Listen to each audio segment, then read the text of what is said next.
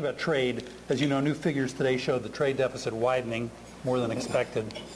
Exports strong, but imports surging due to higher oil prices. And so I guess my question is, for the balance of 2011, are you expecting the trade picture to deteriorate? Well, I think, one, we need to have a little more honest discussion about the trade deficit. Part of, at least what I do, and it's not our responsibility to collect data. I mean, we are trade negotiators and enforcers. But, if the deficit is broadening principally because of what's happening with the price of oil, and I don't mean to be flippant, to some degree, the fact that our economy is growing and consumer spending is growing, if you look back historically, our trade deficit sort of widens the better our economy is doing. So that may not necessarily be a bad thing.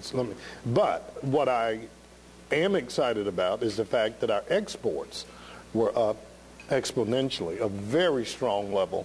They were a record $167 billion, which was $4 billion up from December's level of 2010, but almost 16% higher than our exports were a year ago. So in the broader context, when you ask me to look at 2011, what we're most sort of tracking is how are we doing against our goal of doubling exports. And rough numbers, that would require roughly a 15% growth, and we are well ahead of that pace. And we saw strong growth in our exports.